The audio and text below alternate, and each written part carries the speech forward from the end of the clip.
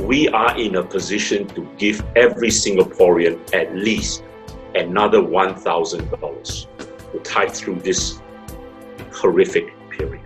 It's time to take those jobs back. And no decent government will allow job opportunities to go to a foreigner ahead of its own citizens. Lee Kuan Yew always said that human resource was the only resource we had. That the message of people's voice is always putting people first. My fellow Singaporeans, I would like to spend a few minutes today to discuss with you the economic and personal situation that many people are finding themselves in because of the coronavirus crisis. It is trite to say that we are in the midst of the greatest economic crisis the world has seen since the Great Depression of the 1930s. Last month in America, the unemployment rate tripled and reached 14.7%. But even then, the Treasury Secretary, Steve Mnuchin, acknowledged that the true figure could be closer to 25%. And in Singapore, some institutional economists have predicted that up to 200,000 jobs could be lost in Singapore as a result of the crisis. Our government has just revised its estimate of GDP growth and predicted that there will be a contraction of between 4 to 7% in GDP for this year. Last month alone, 8,663 businesses closed. And the figures could be even worse this coming month. Now, this is not the fault of business or workers. It is the result of a pandemic that no one could have foreseen. It is a black swan event.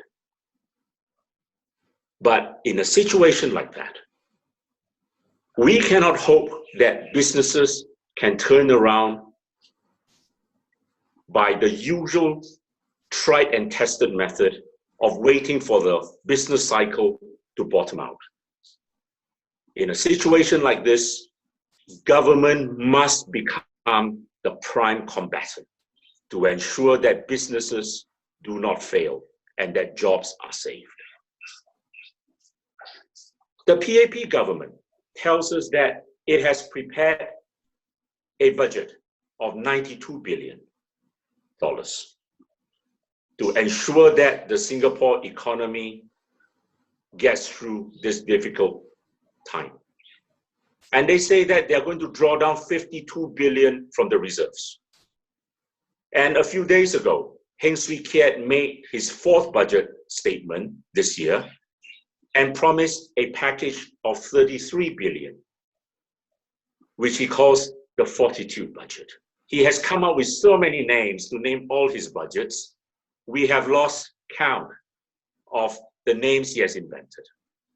But when I look at the figures in this latest budget, this supposed $33 billion package, it is quite clear to me that the government is actually not going to spend $33 billion to revive the economy or to ensure that businesses carry on or that people do not lose their jobs. In fact, I cannot see how they are even spending close to $20 billion. Let me give you a breakdown of the figures as I understand. They are setting aside $13 billion out of the $33 billion as a contingency fund. Now that means that these funds may not be used. They will only be used in the event of a contingency. They are spending $2.9 billion for the job support scheme, in furtherance of the job support scheme. Another $2 billion for cash grants to SMEs to help them with rentals. Another $2 billion to create what they call 100,000 new opportunities in terms of 40,000 new jobs, 25,000 traineeships, and 30,000 for job seekers who are upgrading their skills. And then they have pledged another 800 million for the COVID support grant and 285 million to help promising startups get financing. And then they say that there's this $500 million digitization bonus to help businesses get to the next level and go digital. And then there are other bits. One of the most notable is that every Singapore household with at least one Singaporean living in it is going to get $100 off for utilities. And besides that, there are other bits and pieces like enhancements for the fundraising scheme and so on. But when I add up all these things, it does not appear to me that they are going to spend more than $11 billion. So I do not know where the other $9 billion is going to be spent or where it is going to, unless they are also adding in the waivers and the rebates for foreign workers' levies. But there is no sum quoted there. So I'm unable to inform you in that regard. So, my friends, 33 billion sounds impressive, but the true fact of the matter is that it is not as impressive as the figures look. The sad thing is that although many Singaporeans are in a financially precarious situation, either because their wages have been cut, they have lost jobs, or they have been forced to take unpaid leave, the financial assistance given by this government to them during this crisis has been paltry. And except for a one-time $600 cash payout in April, Singaporeans have not received any other cash payout besides that. I will not refer to the other schemes which the government has come up with to help the self-employed and other groups. I acknowledge that help is being given in those areas, but I'm talking in terms of pure cash handouts to help people tide through this very difficult period.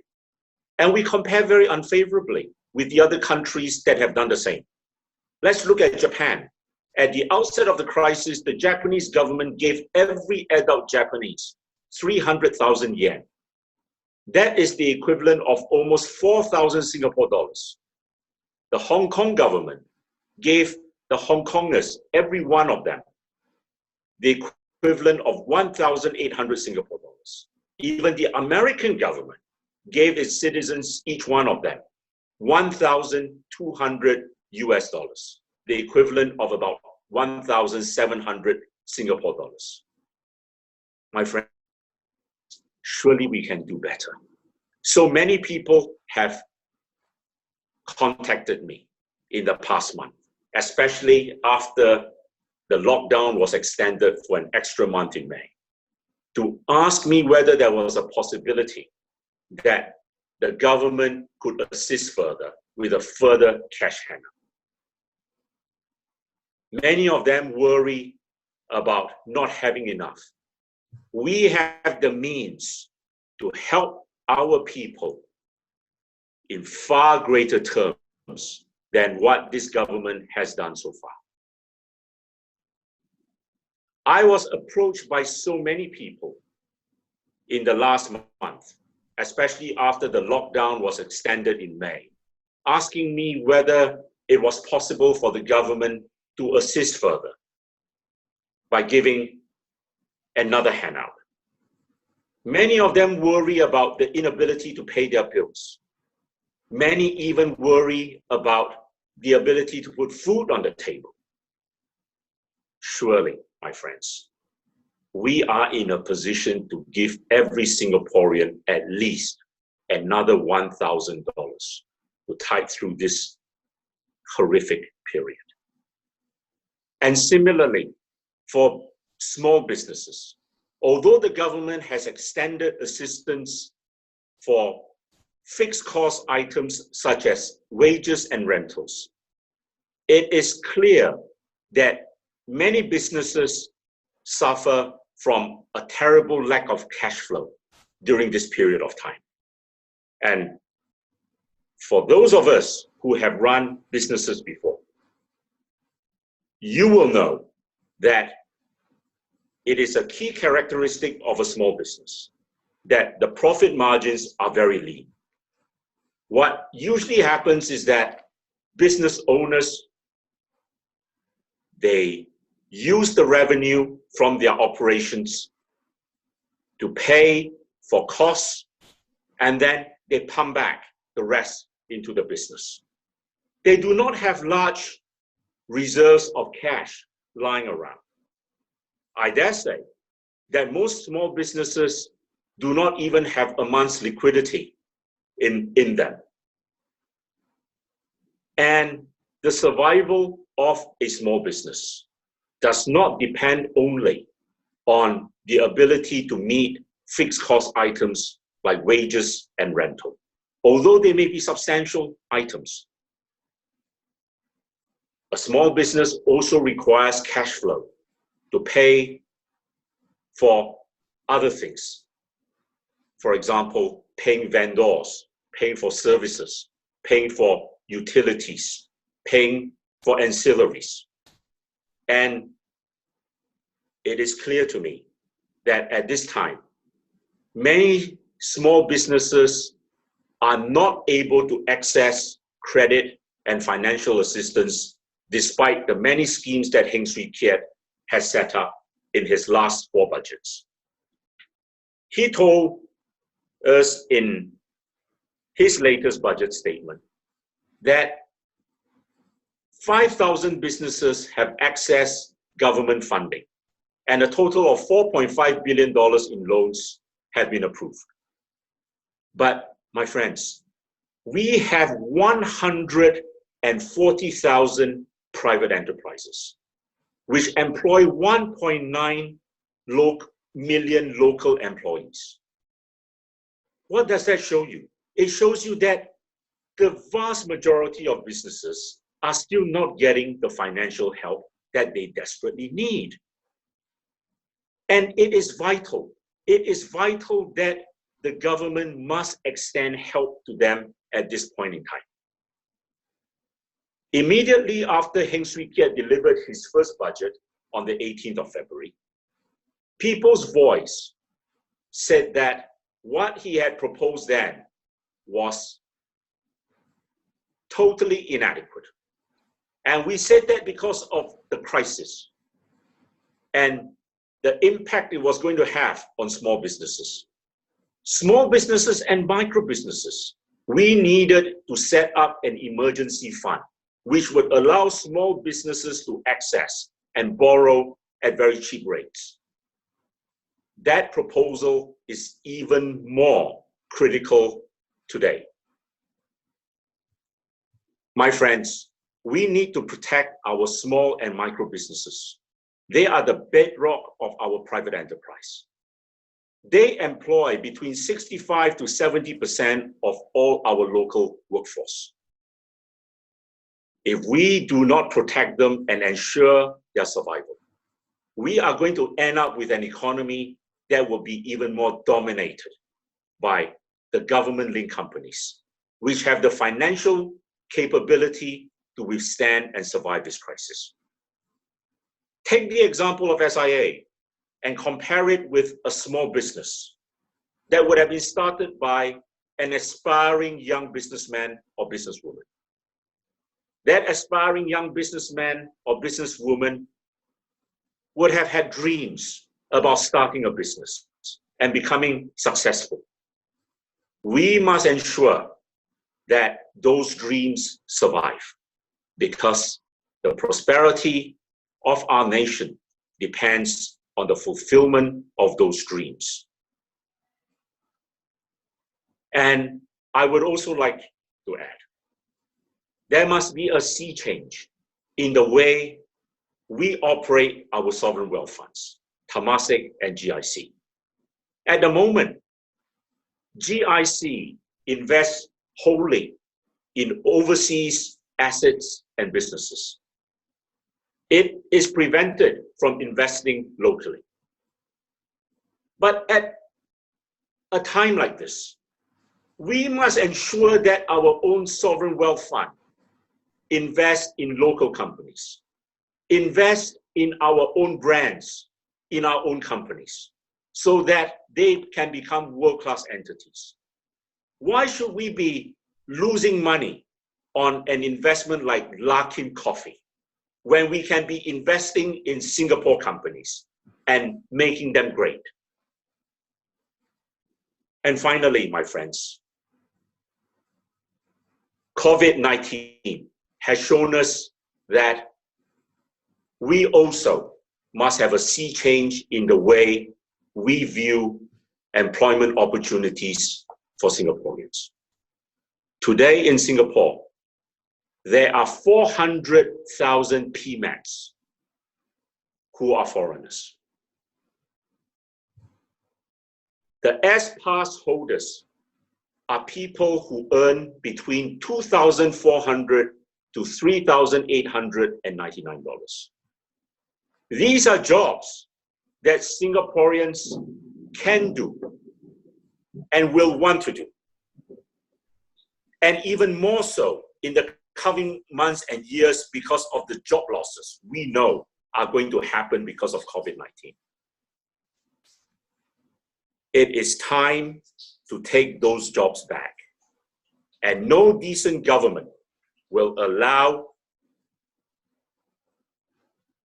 job opportunities to go to a foreigner ahead of its own citizens.